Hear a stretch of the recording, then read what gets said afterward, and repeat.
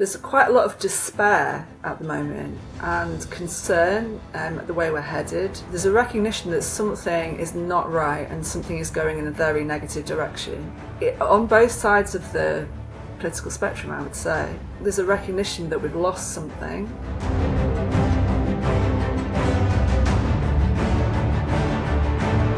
Hi, I'm Glenn from Speak Life. We like to see all things through the lens of Jesus. We're in a series called The Way Back. Is there a way back to Christian faith in the midst of our post-Christian West? We certainly think so.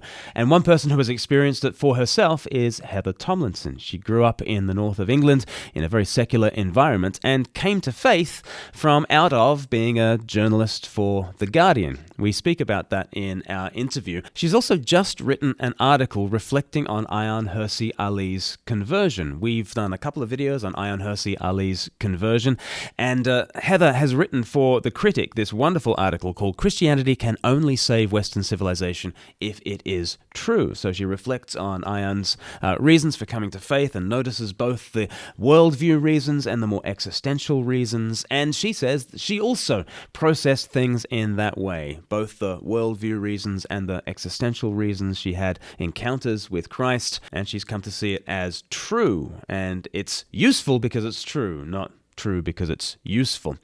We get into a great conversation about Ayaan Hirsi Ali. We also get into a great conversation about the ARC conference, which is where Heather and I met in person just last month. We've done a number of videos on that conference convened by Jordan Peterson and Philippa Stroud.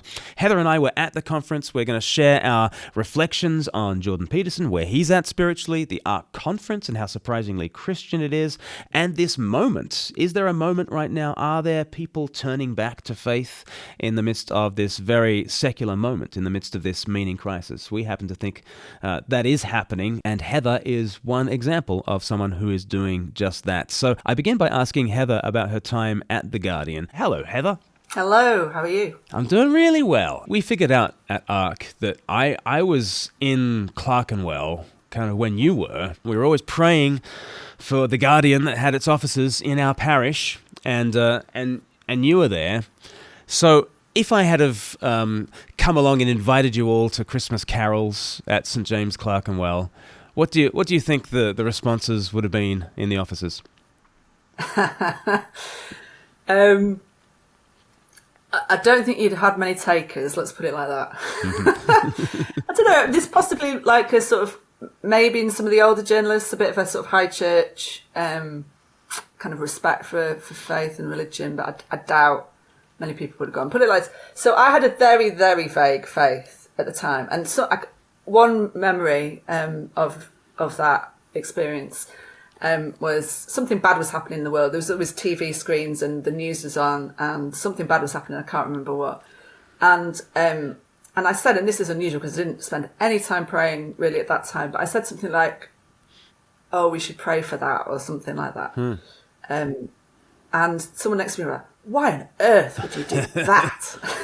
Wow. And that kind of, that would sum up to me how I perceive the spirituality of The Guardian. But I mean, it wasn't really something that was talked about. It wasn't something that people cared about or spent any time thinking. And I would have been the same, you know, in general, religion, faith, spirituality was just not really part of what we thought about and what we did. But clearly something was in you. I mean, do you have like Christian relatives, or were there people praying for you? Like, it's a strange thing for you to say. Yeah, we should pray about that situation.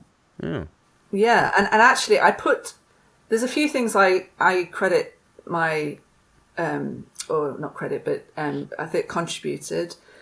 So around that time, in fact, while I was working on The Guardian, I was probably having a bit of a meaning crisis, and I remember praying and saying, "God, what should I do?" So there was a sense of that God exists, that it just made no difference to my life whatsoever at that time. And obviously that started to change, as you'll hear.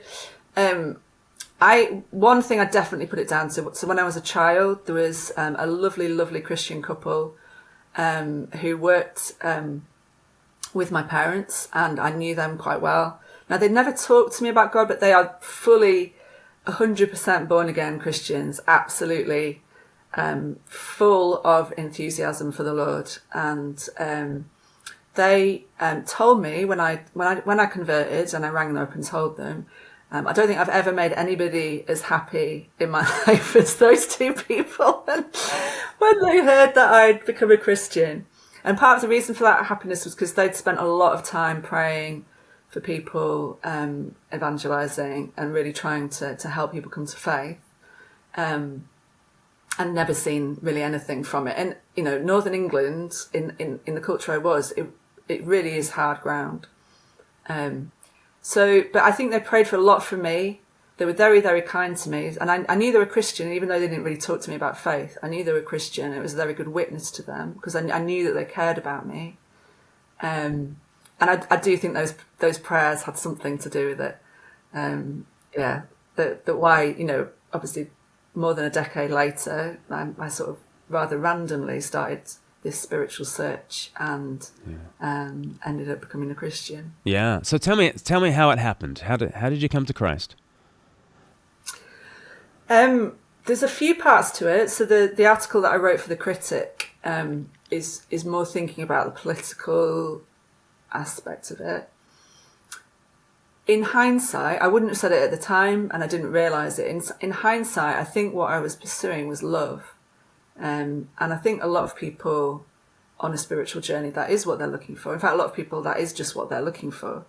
And they see something in politics that they think is, they have a feeling, I want a better world, I want to do something. And there's an aspect of that, I think, that is really the pursuit of love, or looking for relationships or whatever. But I knew when I left newspapers and I started working on mental health wards, obviously my life then slowed down a lot, because when you work on newspapers, everything is super fast, very intense, lots of adrenaline. And suddenly my life slowed down, and I kind of could sense I need something spiritual. I want something spiritual. And in my mind at the time, it was definitely Buddhism. So I went on Buddhist retreats, paganism, Wicca. I was really interested in that. And I was sort of reading a lot and sort of pursuing these things. But it didn't, in hindsight, I think what I discovered, I didn't find love in those paths. That isn't what I found. So I read the Gospels partly just as kind of like a spiritual study. I'd read them before, and it was like something clicked. It was just like, oh, this is it. And it was Jesus' teaching, especially. So the Sermon on the Mount and the Gospel of Matthew in general, I think, were particularly important. And it was what Jesus was saying, and it just chimed, and I knew there was something very right about it, very, very true. And so I started sort of trying to practice it. Right. It's like, yeah. If there's anything that's going to lead you to the cross, it is that, because you soon realise, actually, this is quite hard. To not judge is extremely hard. I still don't manage it, more than 15 years into trying to practice it. I'm still judge. I still get angry. I'm selfish, I'm greedy. But I could kind of sense in what I was reading, there's love in this. I want something about what is being spoken of here. And obviously he also says things like to pray. And so I started doing that, because I was like, I respect this guy and what he's saying. I'm gonna try and do what he says. So I'd pray. And I started going to different kinds of churches, and I have to say, being an absolute pain in the backside. If anyone is watching this, it had to suffer me. So I'd turn up to a church service, and then I'd go to, like a welcome or a greeter or somebody, and start arguing with them about something or another, something that the church does wrong, in my humble opinion. But I'd go to the church services, and I can still remember certain sermons where something clicked. And I was like, oh, and now I see things a little bit differently. And it's a slow process of doing that. And when I prayed, I'd get those kind of penny dropping moments as well. And I'd start to feel something inside. There was like there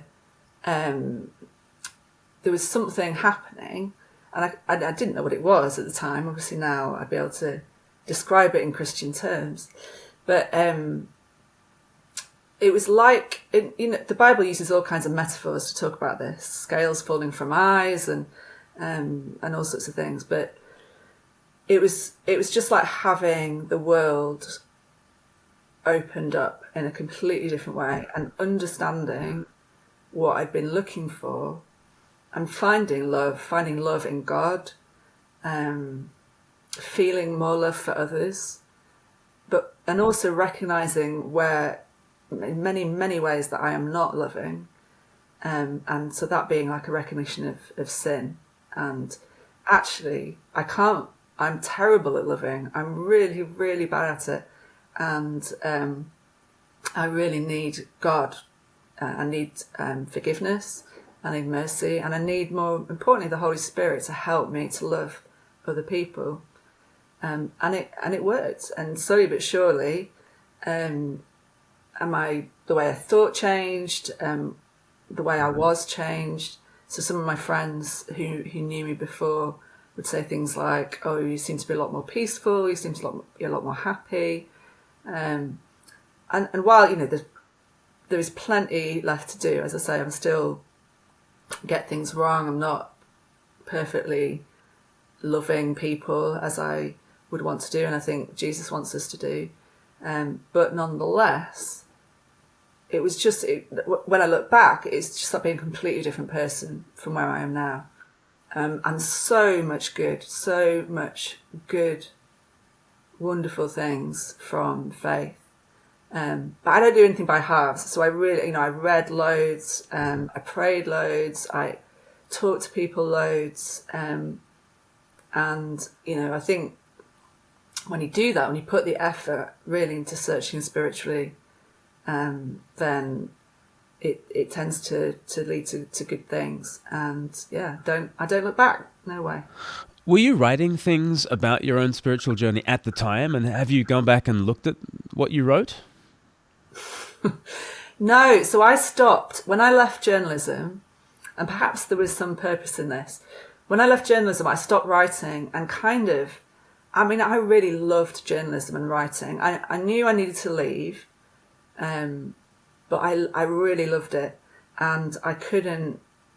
It was almost like I had to let go of it completely, and I started this new life. I was working in the NHS, doing something very, very different, and it wasn't until it was a few years after that, and after I'd become a Christian, that I first offered an article to Christianity magazine and said, are you interested in this? And I haven't really written much about my own faith, sometimes here and there, but I was more applying my sort of journalistic background to Christian issues and things like that. And I have done that ever since. But there was a gap, I think it was about 4 years, where I didn't write anything. So in that period of time when the spiritual kind of searching and wrestling thing was going on, then no. But I intend to, at some point, I would like to write really more about, about the sort of practical, what it was like to be on that journey. I think that would be so valuable, because I think there are a lot of people who are on that journey, adult converts who have come from a very secular way of seeing the world and then starting to see the world differently. I was fascinated that you said that suddenly coming to faith didn't just mean seeing the Bible or Jesus differently. It meant seeing the world differently and having your thinking changed. And obviously the Greek word for repentance is metanoia, which most literally is translated as change of mind. And there's a whole bunch of change of mind happening with Heather Tomlinson. And I wonder whether so many of modern secular people thinking about whether they can come to faith, whether they can try on Jesus for size, would be really fascinated to see your journey. Can you tell us about some of the change of mind, change of thinking that started to happen? Yeah, so my politics completely radically changed. Well, I say that. I think I was a very intolerant lefty before. Now, I wouldn't say that I'm 100% the other way. I would say I'm quite open-minded about politics. I don't know what the answers are to a lot of difficult questions in society. So there was a political change, but I think that came about because obviously Jesus asks us to not be concerned about other people's faults until we've sorted our own self out. So in different translations, it's different, but look at the log in your own eye before you start being concerned about the speck in others. And I think that was very influential on my politics. So rather than ranting and raving about the government and they should be doing this and they should be doing that, kind of saying, well, actually, what am I doing? Am I working towards the world being a better place? And the answer to that I discovered was actually no. It was not at all. I really was so arrogant, and I thought I knew it all. I thought I had the answers, what the government should be doing. And actually now I really try and avoid those kind of conversations, because when you really get into it, and this is something you do discover as a journalist, when you really get into policy issues, it's really hard and complicated, and it's not as simple as anybody makes out. Politicians make it. They try and make it simple to win votes, and it's not. It's difficult. So there was a huge change in politics. Maybe just more of a humility, and I think. So there was a lot more love in my life, but I think there was also a lot more truth. So being concerned about truth, both in what I was saying, I think that in general, people can tell a lot of white lies, and the social pressure to just be honest is less than it used to be. But I started to become much more concerned about whether I was telling the truth, whether I was being honest, whether I was doing the right thing. And I started to feel a lot of love for people. I think before, what I might have called love or concern was maybe a little bit more patronising, a little bit more, don't know what the word is. But what it changed to is a genuine concern and a feeling of love. Not always, obviously, when someone cuts me up. Or is in other ways annoying me on the road, I can't say that I'm responding in love in those moments usually. But it was almost like I've had a lot of very, what I think I call mystical experiences. So just incredible sense of love, goodness, joy, peace, God being very, very real. And, I wish I could live like that all the time. I don't. But when that comes, it's like everything looks beautiful. Everything is good. Everything. And you don't feel any anger or animosity towards anybody. And,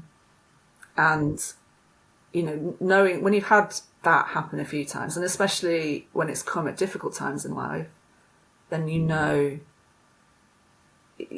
get to a point where you don't have a question or doubt that God exists, because it's just been so real in a number of different ways. But it took a long time getting there. There was a whole load of wrestling, debating, arguing, and in general, not feeling love and greatness before those things happened. But yeah, it's hard to describe. In that Critic article, I was trying to put into words, in a small amount of words, what that change is, and obviously 15 years on, it happens gradually, usually maybe in big steps at times, but looking back to where I was, it's such a huge and dramatic change. But as it happens, it's mostly little steps. I had after I got baptised, I was still a very, questioning, critical Christian, I would say, definitely quite progressive in politics. And not that long after I got baptised, then I had a very powerful experience of God's love. And that was the end of doubting, that was the end of questioning. Does God exist? Is it real? How can I know? Those kind of questions. And that was definitely a huge step, But still, after that, there was still a lot of wrestling, debating, and arguing. But it was a big leap, shall we say, on that journey. And there's been lots of 3 steps forward, 2 steps back, in blind alleys, and it's a journey. Anyone who's been on the journey of faith knows it's like that. It's kind of like a bit of a treacherous path sometimes, but when you're on the right path, you know it and you feel it. At Speak Life, we believe what you love, you share, and we've been your partners in shareable faith for many years now. We want people to be able to share their faith without delay, without shame, and without cost. But doing that is not cheap. In fact, it costs us, for instance, £6.83 per day just to host 321 on our learning platform. Plus, we have 9 staff and only 160 regular donors so far. We want to get to 260 donors by the 15th of December. Is that something that you could help with? If you come in between the 1st and the 15th of December, you'll get this book, The Gift, a Christmas book that I wrote a few years ago, for free as our gift to you. You'll also be able to come in on the Members Lounge, where we have a lively chat community and plenty of bonus content. And you'll have your gift to us matched by some generous match donors.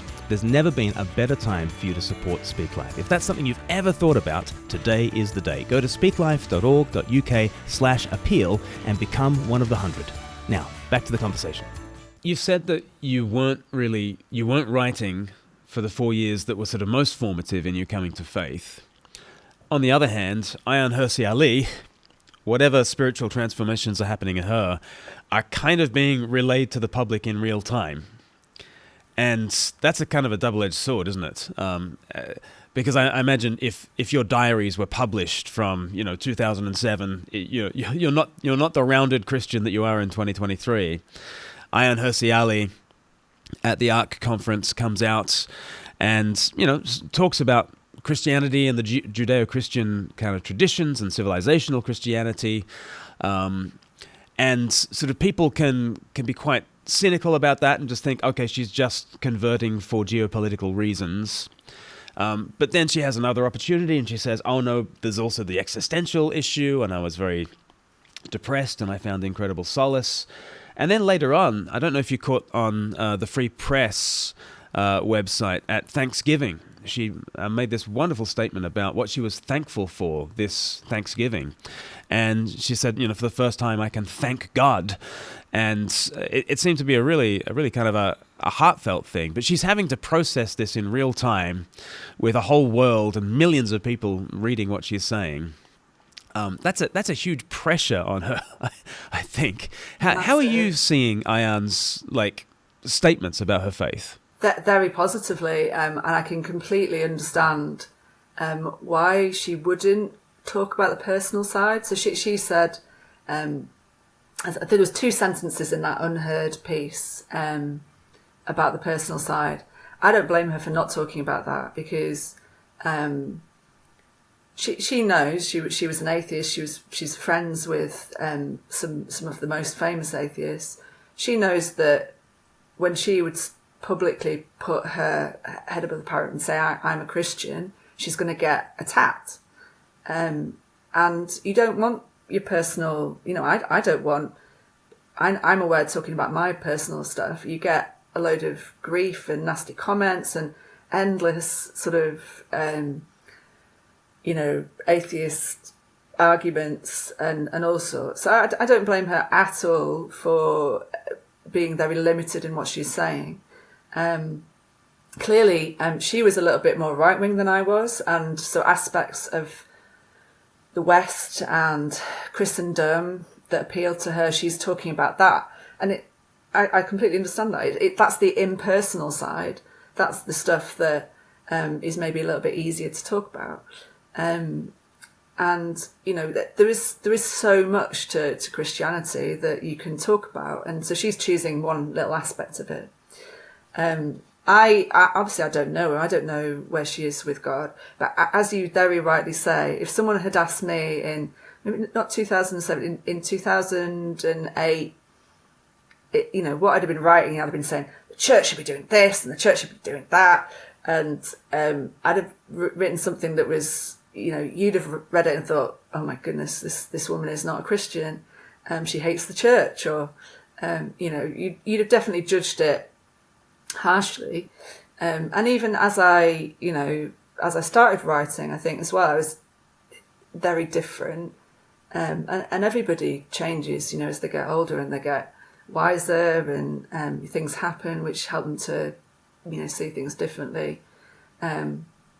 So I welcome her. I think she's very brave to have publicly talked about it, being in her position and knowing what kind of, hassle and abuse she might get. And also especially because, she's had death threats in her life. So I completely welcome her and don't criticise. I think some people read my Critic article as a criticism of her. That is not in any way how I intended it. I did not. I completely understand what she's saying about seeing the positive political side of Christianity. More my point was, on my journey, that is one of the things that attracted me initially, but on my journey what I came to the view was, actually this is true, and that's what matters. So this faith is very true, and it's very important. And I kind of sense that maybe already has happened with her. I don't know, but I think there's I'm sure a lot more to her story than she has publicly said so far. Yeah, no, exactly. You say in the penultimate paragraph of your Critic article, Ayaan's profession of Christianity did not surprise me. I've read stories and interviewed hundreds of unlikely converts. I've even personally known many of them, from divorce lawyers to crack cocaine dealers, scientists to gay rights activists. The church is a raggle-taggle consortium way broader than lazy stereotypes of middle-class leftists or tub-thumping conservatives. Do you think Ayaan is emblematic of something going on among kind of adult converts to Christianity? Is something afoot? Yeah, I think in the political world, there's quite a lot of despair at the moment and concern at the way we're headed. And there's a recognition that something is not right and something is going in a very negative direction. And that is on both sides of the political spectrum, I would say. And I think there's a recognition that we've lost something and people aren't sure what that is. Some people would still say it's losing socialism, or it's losing, it's X number of years of Tory government that's a problem, or whatever. But nonetheless, everybody is aware that, society's not in a good, it's not in good shape. And what can we do about it? So I think, I've pitched articles about faith to secular publications before, even ones that seem more on the open end, and I haven't got anywhere. And just the fact that the Critic would publish something that was so explicitly positive and about faith rather than the political aspects of it, I would say is maybe a sign of the times, that there is more openness to, maybe we need to think about other alternatives, because it hasn't been part of the public square, it hasn't been part of the public conversation for quite a long time, or not really in any serious way. I'm definitely sensing more openness, more interest, but at the same time, there's a whole load of things that are making people very angry, very ghettoised in their political pockets, getting very angry with each other. And I think there's a form of interest in Christianity that is just choosing to make it one of those angry little ghettos. And actually we're going to adopt the name of Christianity and we're going to use it to be really angry and critical about everybody else. I don't think that's very positive. I mean, to be honest, I probably can't judge, because that probably is what I was doing.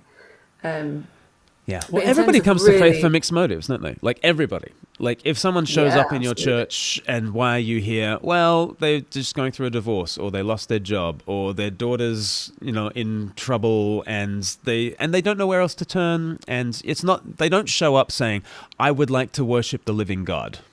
Where's my pew? They don't come for the pure reason. Everybody comes to faith for mixed motives. And the other thing about Ayaan that I think is people are missing the Tom Holland frame through which she speaks of the geopolitical and Western civilization. the Tom Holland frame. I mean, she keeps on talking about the marvelous Tom Holland and his wonderful book Dominion, because that is not the book for culture warriors. That is not a book that says, oh, we must have robust Christianity so that you can wage war on the left or whatever it is. It's definitely not that. It is, take note of how Christianized this Western civilization already is, and did you know it has an origin story, and that origin story is not secular liberal values. And she's pulled at that thread and found Jesus, it seems to me, rather than she's trying to arm herself for the culture war, I think. Oh yeah, definitely. No, and she doesn't seem the sort of angry ghettoized person I was referring to. Kind of these sort of little ghettos often online, I think. But I think there's a sort of nostalgia that people are thinking, oh, actually, maybe there was something in those kind of this sort of maybe over-idealised understandings of what England used to be or what the West used to be. But I think what people are recognising is that there really isn't much kindness out there. That they want more kindness. They want kindness to come back. We used to have a sort of sense of being more civil to each other, and that is one of the things that's changing quite rapidly. We're getting really angry and sometimes really quite nasty with each other. So there's definitely an openness there. But at the same time, I would say, compared to when I was becoming a Christian and when I was growing up, compared to now, the culture and the atmosphere is much, much more secular, and there is a lot of ideas, quite entrenched ideas, that are very anti-Christian. So I do think, especially for young people, it's harder to let go of your worldview and to become a Christian, because there's a lot more sort of roadblocks, mental blocks, beliefs that you have to question and look at. And obviously some people just get zapped and they're like, from being whatever they were, God's like zap, and that's it. Their kind of eyes are opened and they don't go through that whole wrestling and worldview stage. But I think for a lot of people, and the sort of people we've talked about, the people who are I think one person on Twitter called it Christian adjacent. So they've got sympathy for Christianity. There's something about Christian civilization or Christian ideas that they like, but they haven't got the faith thing yet. For those people who are on a longer journey and a sometimes I think a harder journey, there is a lot of things in the way that you have to be open-minded about, you have to examine. And so in some ways it's a lot harder to become a Christian. So even though there's a lot more openness, there is also a lot more challenges, I think. For those who are Christian adjacent, and so much of the art conference where we were had a lot of Christian adjacent kind of people and Christian friendly people who wish the church well, even if they don't necessarily go themselves. What would you say to such people? I mean, like Louise Perry, she had me onto her podcast as soon as Ayaan kind of, made the announcement of her becoming a Christian, and we had a chat about that, and she's very church friendly and goes very often, and I think of Mary Harrington, who's been on our channel, Louise has been on our channel, Tom Holland's been on our channel many times. What would you say to such people who do see... They do see that Jesus has built the Western world and all that kind of stuff and all the sorts of stuff that Ayaan has written about, but perhaps are not yet signing on the dotted line as signed up members of the Jesus crew. What would you say to them? I would say pursue those questions and pursue God, and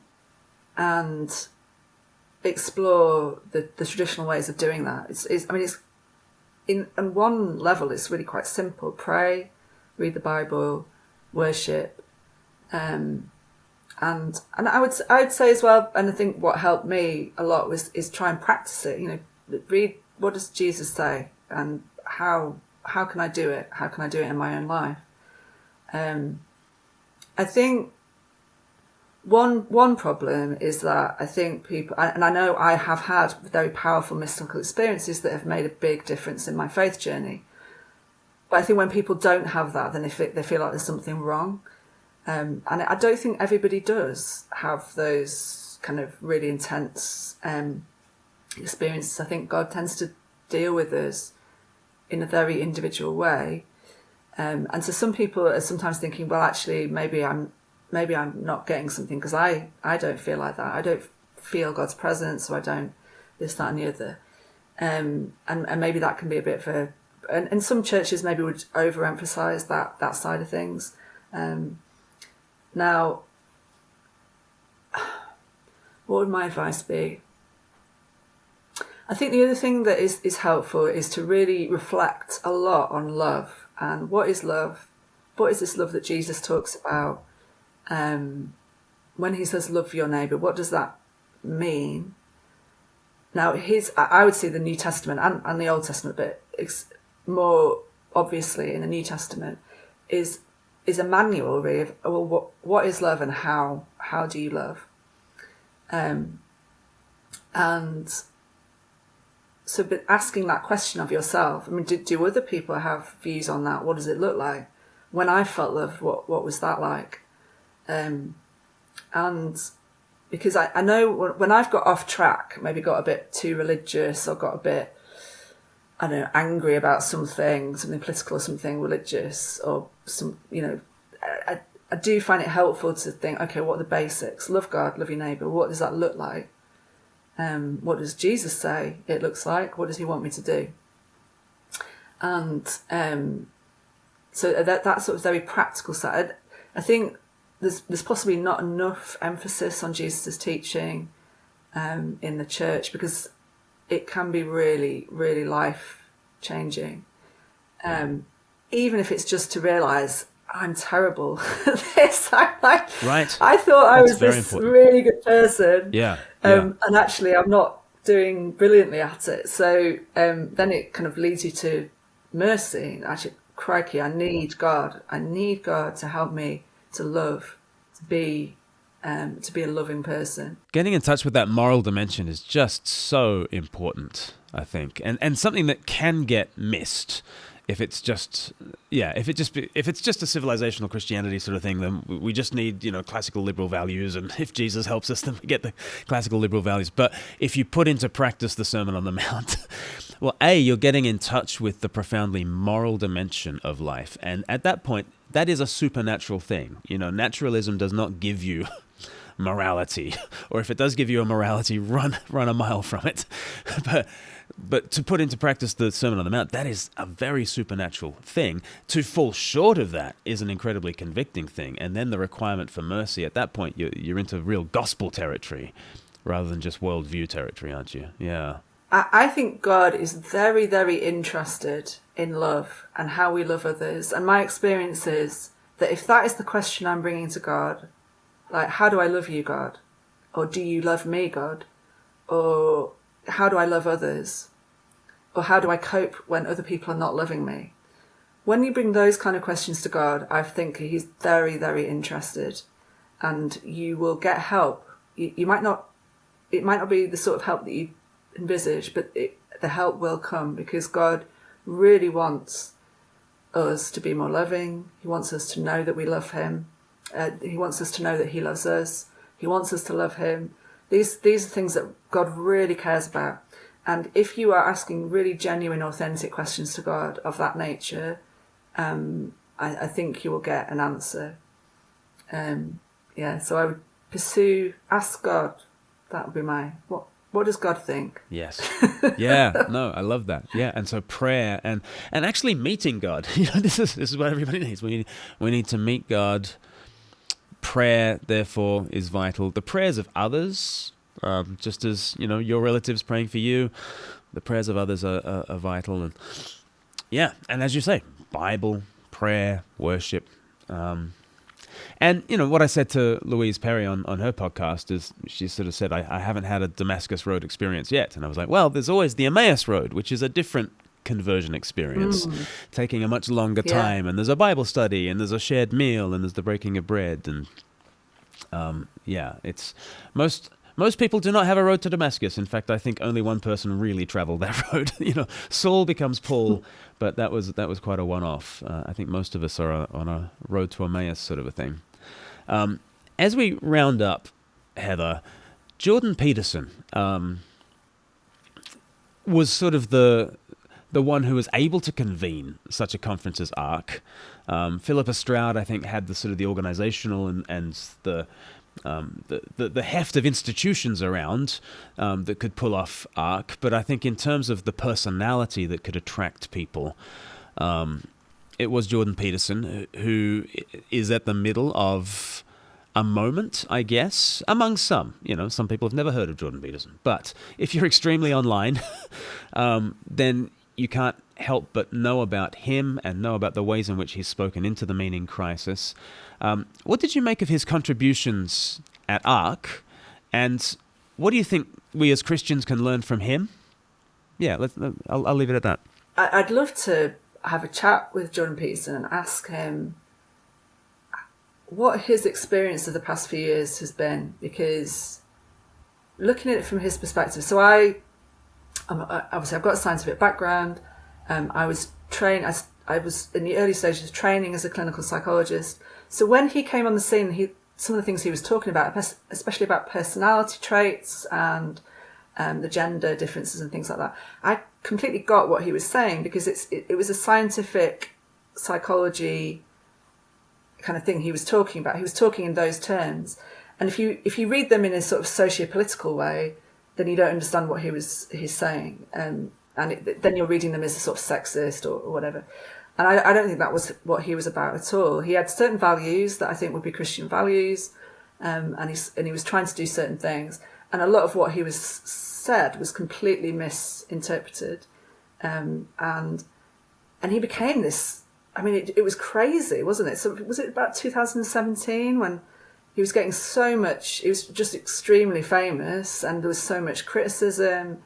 And he was saying that he was, like this father figure for, the younger generation of men and all this kind of stuff. And that must have been very, very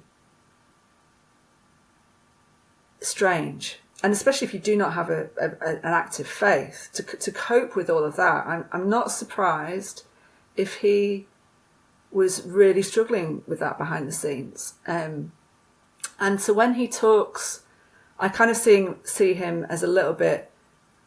He's been in a massive battle, and he's a little bit bruised from it, and I'm not surprised. If I'd have been through that, I mean, I'd have just withdrawn. If I wouldn't have had the strength to carry on, I'd have just been like, right, close the doors. I don't want any more of this.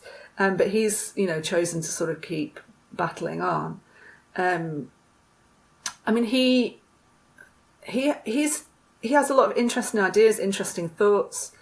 I wouldn't necessarily see things in the same way as he does, but I think he has good intentions. He's on a spiritual journey, and seems to be someone who's struggling with that a bit too.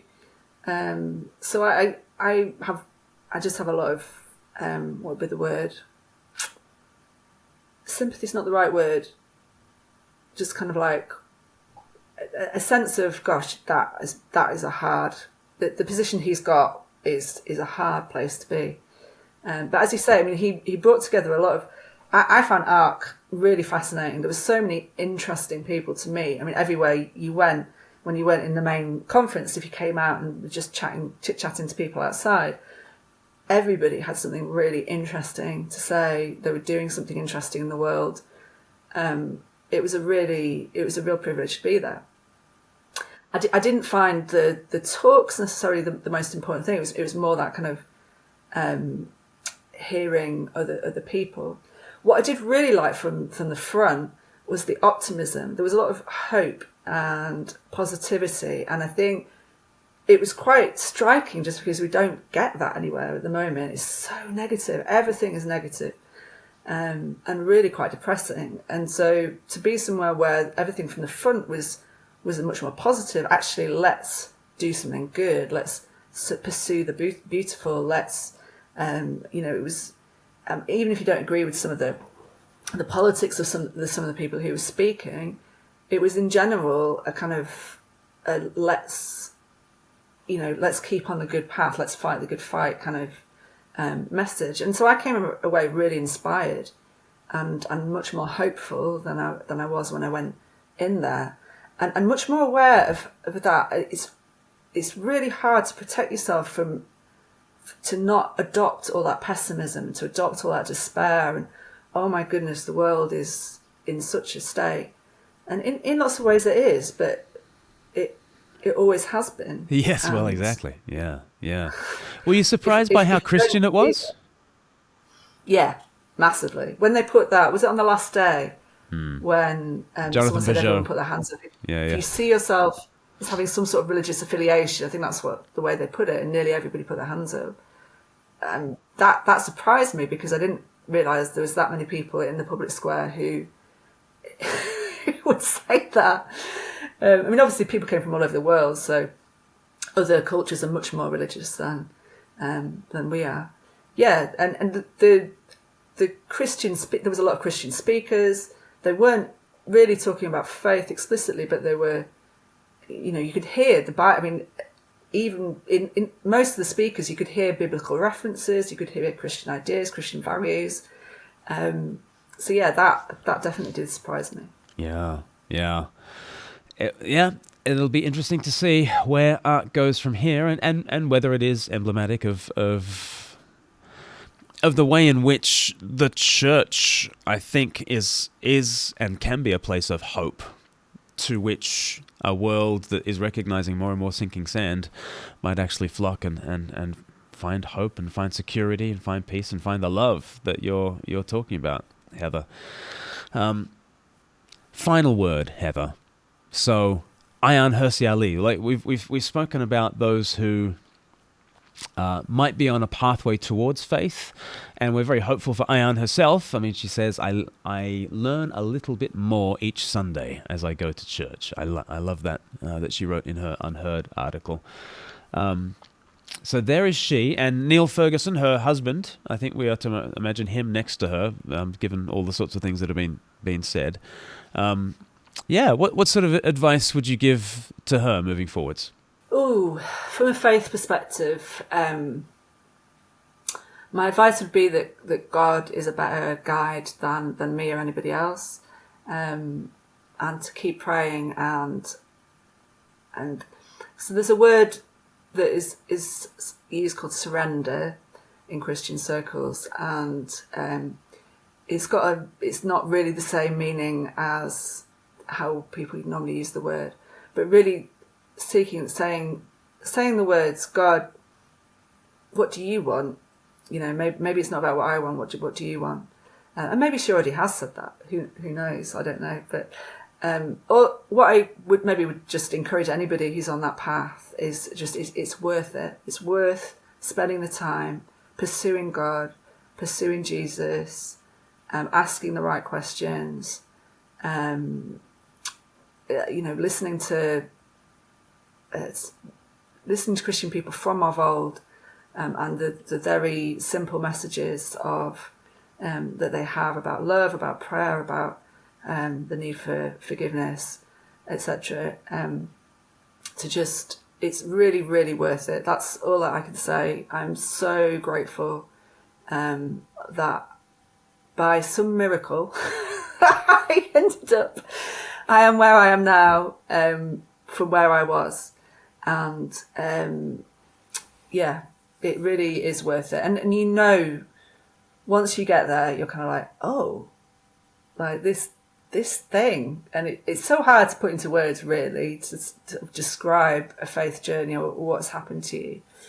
And sometimes people can get a little bit aggressive about it, but it really, really is worth it, because the world just becomes so much more interesting, so much better, so much more beautiful, and it's just amazing. Beautiful. I love that you mentioned the word surrender there. I just looked up her Thanksgiving message for the Free Press. At Thanksgiving, she wrote this. She said, "I'm thankful to be in my right mind, sane, clear-headed, and connected to my family and friends, connected to the causes I care about. Last year, this time, I was in a place of darkness. I felt small, scared, and alone. I shrank away from love. I trusted no one. I felt lost and longed for oblivion. It took time and the unconditional support of my husband, children, and friends who simply refused to leave me alone. Most important of all, it took surrender to God to get here, to allow myself to feel at peace with Him. From there, to see and feel the love of my family. I'm therefore grateful for my loving family, friends, and community. Thank God. I can say that now with no shame or embarrassment, but with joy." So, beautiful, isn't it? Beautiful. That is beautiful. I haven't read that article, but I'm going to go and look for it now. Oh, it's wonderful. It's lots of people giving what they're thankful for. Published on the eve of Thanksgiving at the Free Press. But Heather, how can people catch up with you online? I don't have a huge presence. I'm a little bit on Twitter. If anyone wants to chat about faith, that's maybe the best place to go. And so it's at Heather Tomley, Heather, then Tom, Tomlin, and then, Tomley. Tomley, isn't it? Yeah. I have a website if you're interested in what I've written. It's mainly for the Christian press, which is heatherT.org. I just put the articles that I write when I write them on there. I'm always up for a chat about spirituality. I was really surprised because you know what it's like when you often get kind of quite a lot of atheist arguments or comments that you maybe have heard quite a lot of times before. But for the Critic piece, I haven't had many of those at all. But if anyone ever wants to sort of chat through faith, or has questions about it, then I'm always open to discuss that. That's great. You're a gem, Heather. Thank you so much for joining us. Thank you.